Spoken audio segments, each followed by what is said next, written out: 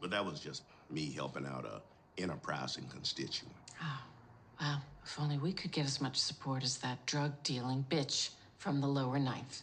Why don't you name your price so we can get out of here? I think what my wife is trying to say, Mr. Mayor, is that our family's support can be very, very valuable. And our animus can be incredibly destructive. I'm in here to give you guys my season 2, episode 3 review of Your Honor, entitled Part 13. One of the best shows out here that you guys are not watching. You might want to get on it. It comes on Showtime. And guess who decided to show up with me to talk about all this great action? You going to say something? Hello, everyone. Yes, everyone. It's your favorite Crystal. We're going to review this thing, man. It is so good. Definitely, I can say it's better than BMF because of the rich story, but we're going to break it down right now. If you're finding me for the first time, please subscribe to the channel. Be sure to turn on those notifications so when I drop videos, you get them. I'm on Twitter. I'm on TikTok. You can also find me on the podcast. So when we're done, download the podcast. Let's take a look at some more of the action that happened, and then we'll start from the top. If you and Adam had come to me with honesty and contrition, how could I have responded with violence? He was just a boy. Adam ran because he was afraid. His fear was entirely forgivable. It was your fear that got him killed. All right, honey, in the very beginning, it picks up from the last episode when Michael Desiani leaves Fia's crib and he is in complete shock that he's a grandpappy. Talk to me about Michael. Look at the look on his face. I know, he couldn't handle it. This is a man who has nothing to live for. Nothing. Feel like all his family is gone. Wife, son, it's just him alone in the world. He was ready to take himself out in jail as well. He sure was. So now all of a sudden he learns he has a grandson and he's out wandering the streets looking lost. Well, he was ready to let the bull take him out in jail because he thought he has nothing to live for. But honey, is this going to be enough to get him to want to take down the Baxter family and live for his grandchild? It gives him something, because right now he doesn't have anything at all. So I think if there's anything that would, help revive him and bring some life back into him, maybe this is it. Okay. And if this ain't it, nothing ain't doing it. Right, nothing can do it, because we got to keep in mind he shares Fia's belief that there is no higher power. And in the next scene, we get a chance to see Olivia at a bar getting chewed out because she's not an LSU fan. Remember, she got demoted from New York. Her ass is from New York, and she's talking about she don't like the colors. But she calls Michael, and Crystal rightly said, I know who owned that phone. It's Olivia. And she called him to the bar, and basically she's trying to motivate him to help take down the Baxter family, and she wants him to use Fia as the insider to do it. Is he going to be able to accomplish this, honey? I mean, that's his way into the family. Well, he doesn't want anything to do with the family, but that's his end. She's the weak point. Right. And how are you feeling about Olivia's character? Do you feel like her character, how do you feel about her character in general? I still don't know like what her motives are or what's driving her. We don't? I don't know if she's good or bad. Oh. Basically.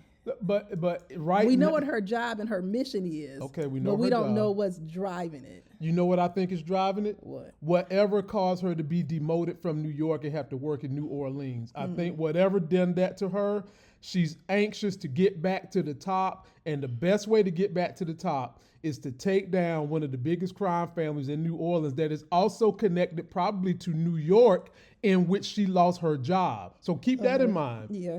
The Baxter family is probably connected to whomever she got demoted from in New York, and if she can prove that she can take them down and take down their connection, she might get her job back. Granted, she did say that it's not just the Baxters. Right. They're related to a bunch of other people outside of their city. Right. True. Go ahead and make me a staff writer, people. I'm ready. What about the wife's family? So the wife is saying she got connections, or her family has a big name in the crime world. So maybe she going after them too. Who knows? I think she's going after all of them. I mean, Obviously Jimmy and his wife's marriage now is just a marriage of appearances. It ain't no love, based on a scene we're going to talk about in a few minutes when she basically said, your man might as well get these cookies. But we'll get there in a minute. We get Jimmy, who, ladies and gentlemen, the actor playing Jimmy Baxter, he needs to win an award. This man got more faces than Alfred Hitchcock. He be making them upside down mouthful faces, and I just be all enthralled by what he's doing. And in this scene, in traditional drug dealer bad guy lure, he's talking about creating a legacy for his damn family and all the hard work and hustle you got to do. And he wants to build this casino that's going to fill his pockets and be a tradition for his kids. And honey, I'm rolling my eyes because all these bad guys do this shit. Mm-hmm. They talk about all this, pull yourself up by your bootstraps and you work hard with, bruh, you out here selling drugs. And now you want to do a legal gig because you done saved up all this drug money and act like everything is kosher. And blowing up families. Yeah, and killing families. And your damn son is not having any of it. You know why, honey? Because he loved them streets. He a hothead.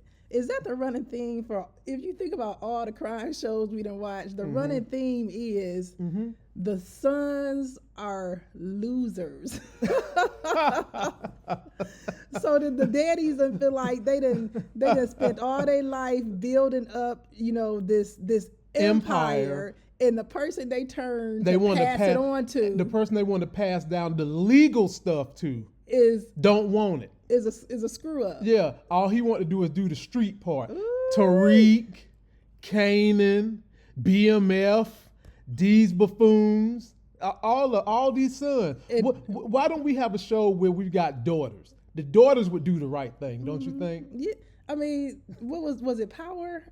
Was it Power where their son was a mess and the daughter was the one who should have been leading everything? Raina. Yeah, Raina was singing and dancing. No, no.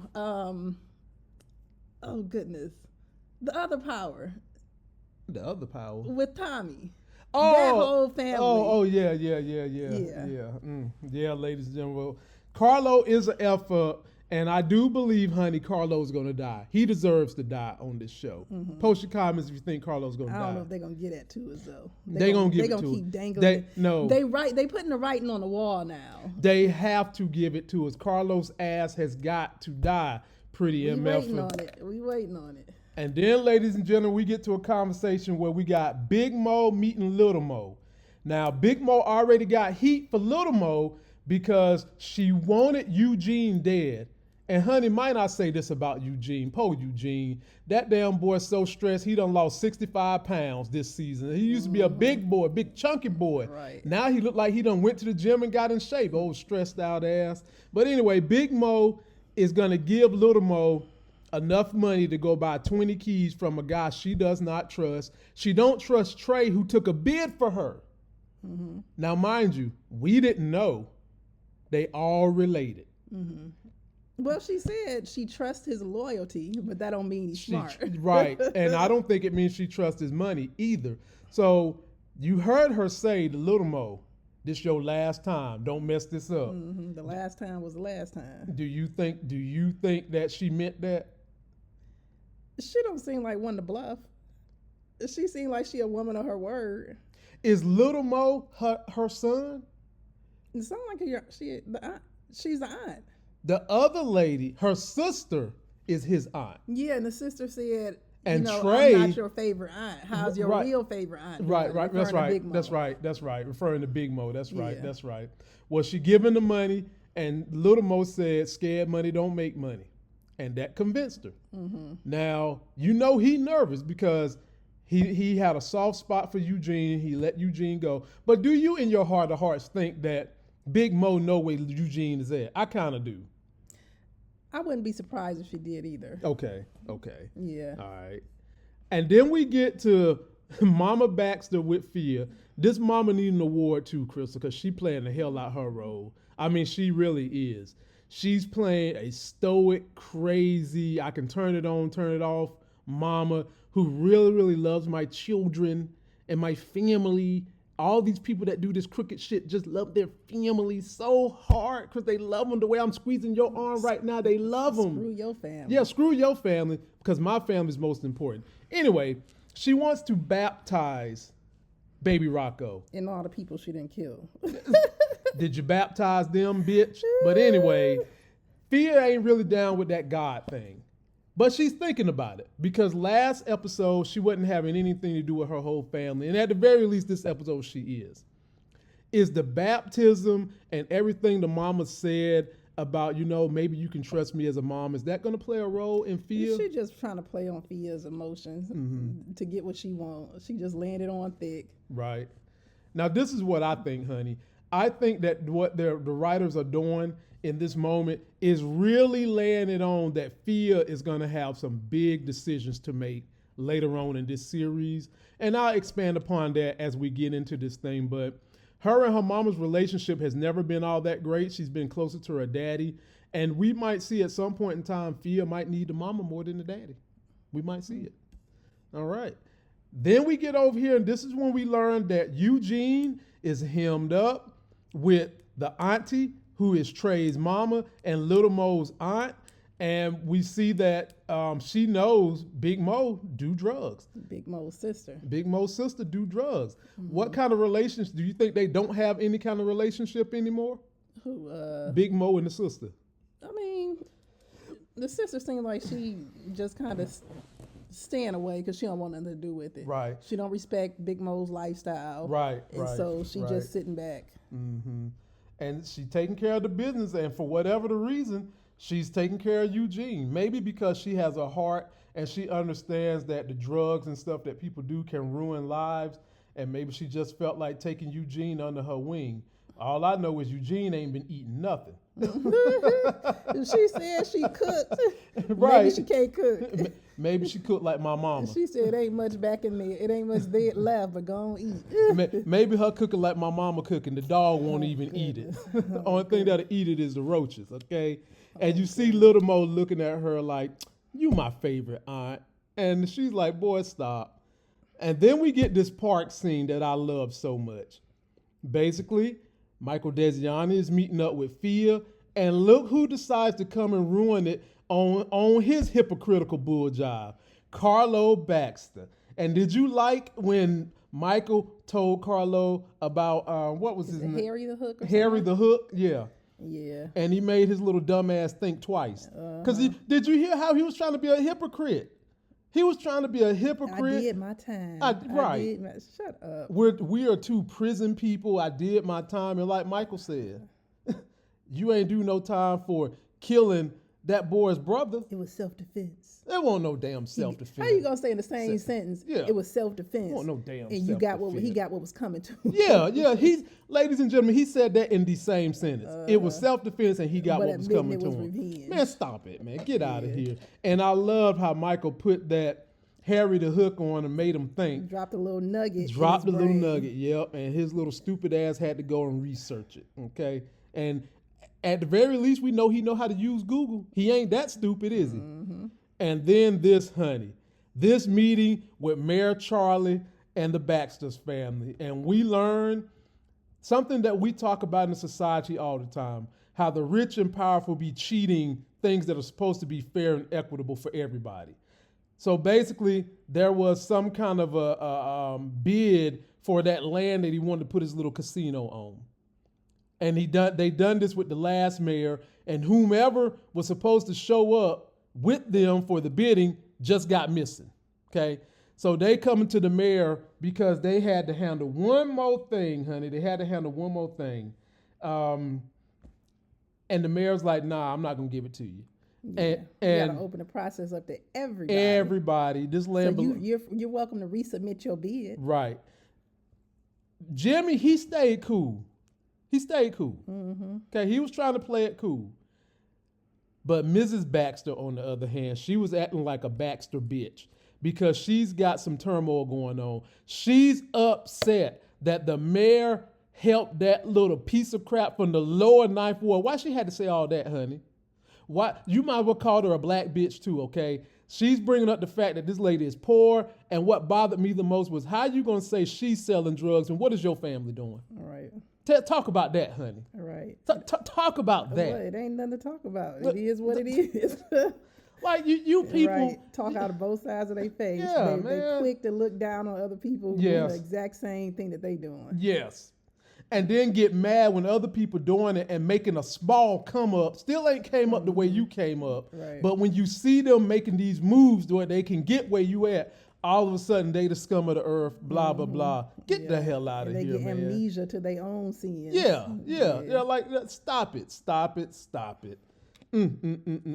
And Mayor Charlie, I'm loving him too, Crystal. I love his voice. I love the way he act. I love his swag, his accent.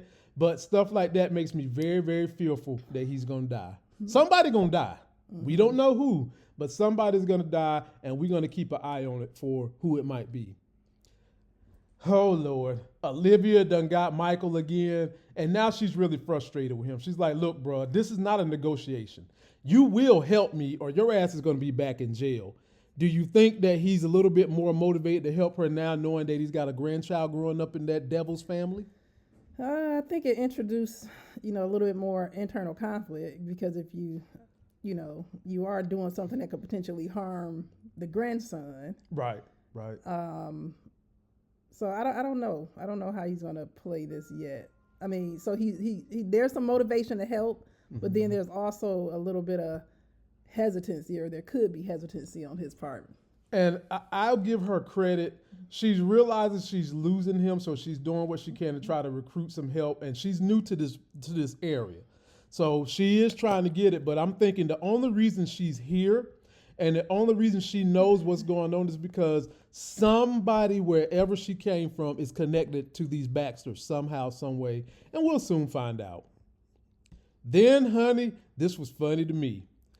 Jimmy is mad with the wife because instead of having that meeting about getting this big land for the casino, she and there petty squabbling about a little bar down the street because she don't want to have Big Mo as a neighbor. And I thought this was going to lead to some hot and steamy sex because we've seen this. No, we don't want to see that. We've seen this way too many times when Anglo crime bosses get mad and they get their feelings all and blood pressure all up, and then it leads to sex. And what did she tell him when he thought he was about to get one? When he flipped her around, she could feel his manhood in her hind parts. What did she say to him? You gonna let the boy take care of that too? You gonna let your man Frankie take care of that? Honey, I was disgusted. You his wife. You don't say such. I know y'all sleep in different rooms and everything. And by the way, the wife is in great shape. Did you see her last episode when she came back from jogging? She's in damn good shape. Mm-hmm. But I do not like this mess. You women don't get to talk to your husbands like that. Don't you? You gonna let your man take care of that too? No.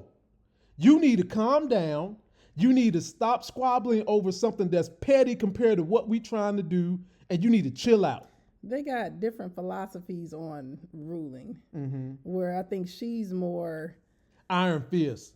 She's like her son, Carlo. Yeah. That's why Carlo hangs with her. Carlo's mindset is that of the mama. At least at the very end, Jimmy is he's more strategic. Exactly. He plays chess. He's more strategic, level-headed. Yeah, he plays chess. They play checkers. They willing to fly off the handle and not think about the consequences. The only thing, they want to avenge their family's name. Right. At any cost. Right.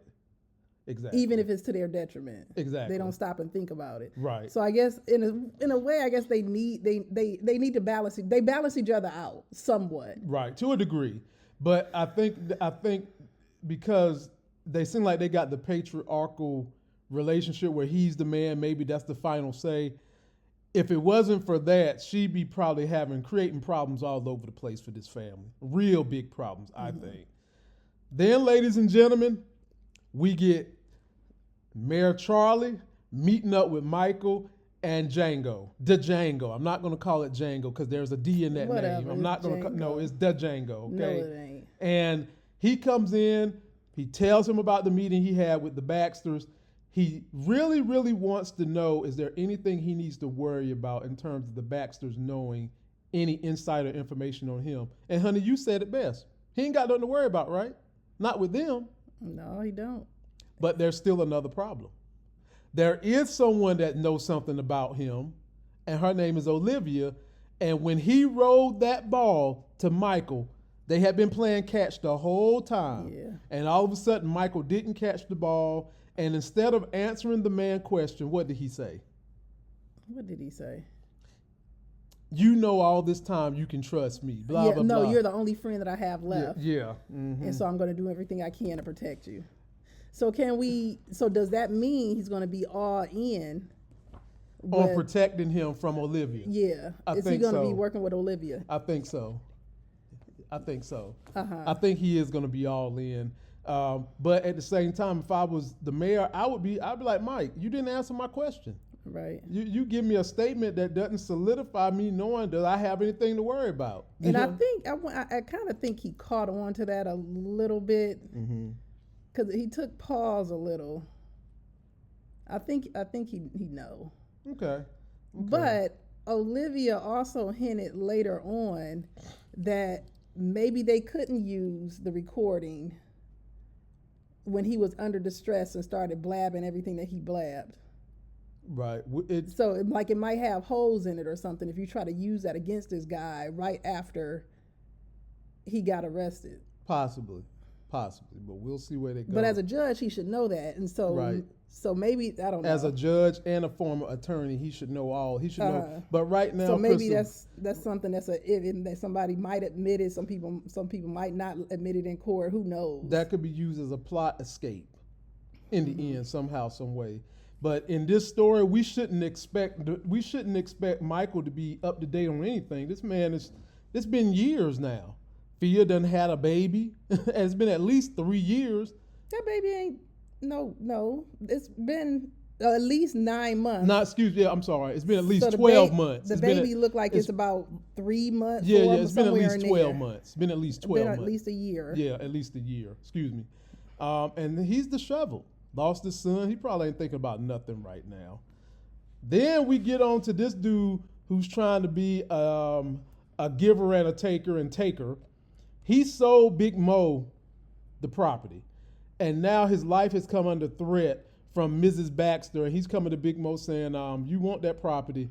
You need to give me 10% more money and you need to close in cash by Friday. Mm-hmm. And Big Mo basically told him, well, while you worried about your long-term health, you need to be worried about your short-term health. She looked like she was serious as a heart attack. And when she made that comment about the heirs, I don't think she was talking about buying it from the heirs. I think she was talking about, I'm going to kill your heirs. You talked to me about Big Mo and her aspirations for this bar.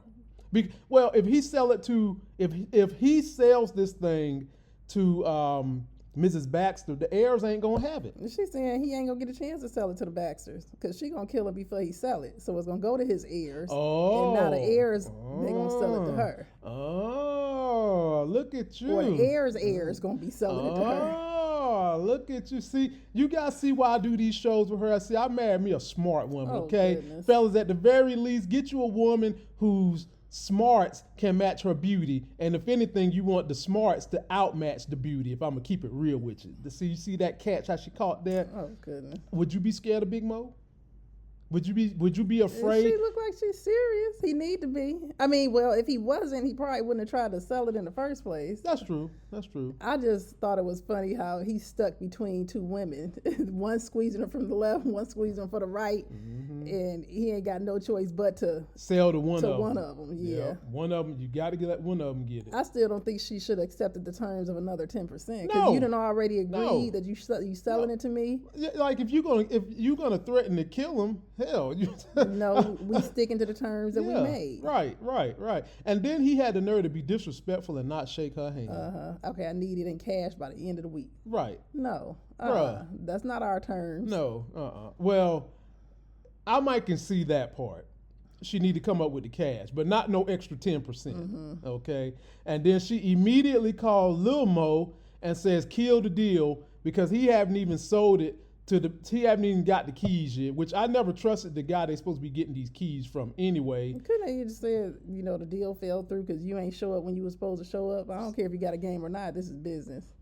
Right, but Trey is upset because Now his neck is on the line. his neck is on the line for going out trying to get the deal and making this man go get 20 keys, because it's always a risk when you're carrying these drugs, and the more you carry, the more more risk you have, and that leads them into a fight in which the police arrest them. But honey, where was Eugene?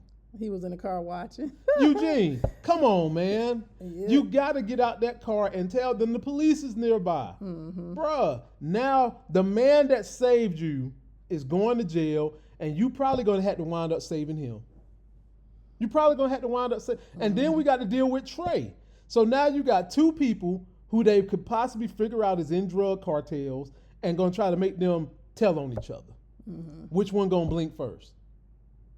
Now you got heat coming from. So say he does make it out of Houston, Right. back to New Orleans, and now you got another crew coming for you. Yep.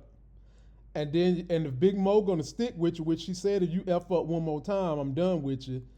All you got is Eugene and Trey Mama to help you. And Trey Mama don't like no street shit. I forgot they were cousins that quick. Yeah. So those yeah. were cousins They out there cousins fighting. out there fighting.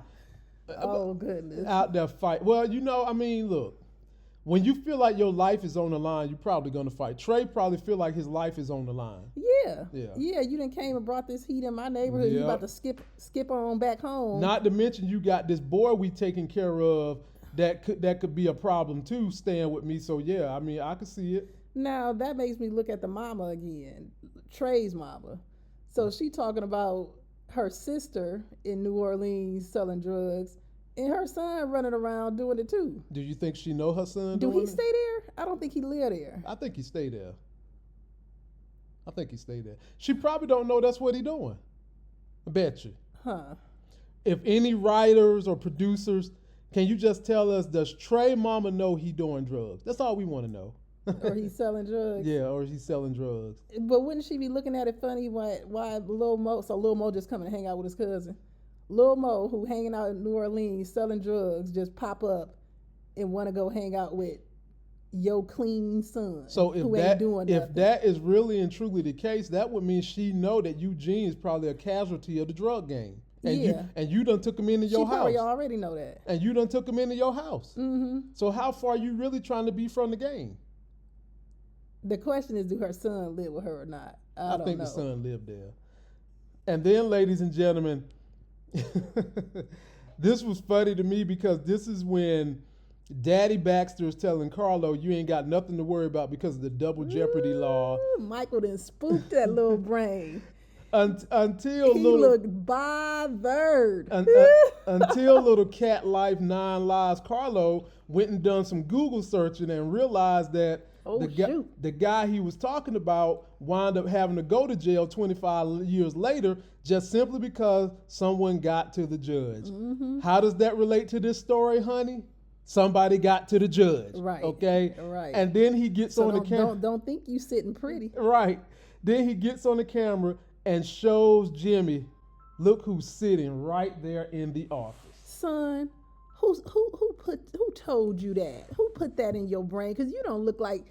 I know you ain't coming up with no stuff like that on your own. Yeah, Where you get that information? You definitely not that bright, you little idiot. Now, who can come back and do? What about Michael Desiato's former protege? We haven't seen her all season. And we're probably not going to see. I mean, Because I can see her as someone who come back after. Any prosecutor can make this happen. But why not bring her back? Well, you got Olivia. True. Olivia would help. Yeah. If he winds up helping Olivia could help. Uh-huh. Not to mention Nancy might help. And we're going to talk about Nancy in just a second. So, ladies and gentlemen, that pivots Jimmy going downstairs in this bar to talk to Michael. Mm-hmm. And this conversation was another piece of hypocrisy by folks who's in power and rich and blah, blah, blah. So he's basically saying, Michael is saying, look, when I saw you in that police office, I turned around because I knew who you were. I feared for my son's life, or else I was going to turn myself in. So Jimmy looks at him and look at that look on Jimmy's face. He says, what made you decide to think I'm a monster? Because I know who you are. He said, I knew who you were. And lies to that man's face and said, under normal circumstances, I would be a monster. Yeah, right. But under this circumstance, because you would have came to me like a man and you would have been honest and contrite, it was an accident, I would have let you live. Lies. And then he walks away with his man that his wife Lies said, you tell. he walks away with his man that his wife said, you could have effed me. And what does he tell them? What does his man, what did he tell his man, Crystal? He said he would have killed him with his own hands. With we his knew own that. hand. Yeah. We knew, Bruh. I hope he didn't even have to ask him that question. Right. Writers, you didn't even have to tell us that. We knew it. Mm-hmm. We knew it. But I hope Michael Desiato didn't fall for the okie doke. Because he was kind of sitting there like, dang, did I make a mistake? You made the right, I mean, you knew who you were dealing with. Right. And granted, if Michael Desiato didn't do it, his little crazy wife would have ran behind you, had the son do it for him. That's a good point. Because the wife is a damn hothead. Right. She would have did it. She would have definitely done a whole crazy self. Then we get to Olivia's backup plan because she needs some help getting Michael motivated. She's coming to Nancy. Nancy used to be great friends with Michael, and Nancy is emotional about what has happened. Nancy, the one who helped him spiral out of control. Yes. Getting that car pulled over. Yes. And but Kofi arrested. But you know what? Nancy and Michael, they was tight. Yeah. And she really feels some kind of way that he got her involved in this bull screwed job, her over. Screwed her over, and she's happy he was in jail. But she doesn't really know the motives of Olivia and them and her had a great conversation about both of them being fuck-ups. Basically, Olivia somehow or another got demoted to New Orleans, and Olivia calls out Nancy and says, you can't never close a damn case. Right. So we need each other. Right. Do you think Nancy is going to come willingly, or she's not going to be trusted? I don't think she really has a choice. What else she gonna do? That's a good point. And she also has this vendetta against Michael. Right. And so maybe she'll be trying to. But the conversation she gave about how there are bigger fish to fry than Michael. You know, honestly, I bought that dialogue from Olivia. I really did. Because Michael was basically forced in his situation. Yes, he made wrong decisions, but on every end, Michael got forced in bed with the wrong kind of people. It's one thing to be a single entity LLC crime person. It's a whole nother thing to be an enterprise of crime. That's the Baxters. They are an enterprise of crime. They forced one dude who made a bad decision to do something even worse. And I'm with Olivia. Let's take down the bigger fish, and then both of the blemishes we have on our records, we can rectify them together. Sister to sister. Yep. Female to female. So she on board. Lips on lips. You're just gonna ignore that, huh? Yeah. Okay. Then we see a very skinny Eugene who's stuck in this home. He gets a phone call after he opens that bag. Who is it, honey? Big Mo. Oh boy. Looking for her money. Big Mo want to know what the hell is going on, and them's a lot of Benjamin Franklins. And how much money you think in that bag? They said a few episodes ago how much money was gonna cost, didn't they? I don't know, but this is what I do know. She said that's the most money she's ever passed over and handed to somebody. Right. So it was a lot of money. The dude said he starts out at 20 keys. Now, back in the day, like 2012, a full brick of cocaine was like $5,000 to $8,000. How you know? Because I know people that was in that street life. You know, I know. So it ain't 2012 no more, Crystal. It's is it safe to say we think it's probably about, like, let's see here, like at least $1 million in that bag? And if you buying a club, it's probably more than that. You can't be buying no club downtown New Orleans for less than $2 million. So it's probably like $2 million in that bag. Well, we'll see. And then, ladies and gentlemen, they end on Michael Desiano shows up at Fia's crib, and he basically said, you know what, I don't believe in God, but my wife did. And for that, I let Adam get baptized. But also, I wish I would have done more things because it doesn't hurt me one way or the other one. And I think that's going to be the thing that's going to let her get Rocco baptized. But in the end, honey, the iconic scene was this right here. What's this right here we looking at? Wait. Are they building something up for this baptism? That would be great. What's gonna happen at the baptism? I would love them to make this baptism a spectacle. That would be great. Michael's there. It's gonna be a bloodbath. The mayor's there. Nancy's there. Have everybody at this baptism in this damn church. Oh, the mayor don't know he got a grandson yet. I mean, a god grandson. Not yet, but he's gonna know. He's gonna know before a baptism. So let's build up this baptism and make it a damn spectacle like Barnum and Bailey Circus. Spectacle like no other. And then, honey, they show us little Rocco. He's so cute. Oh, he's so cute.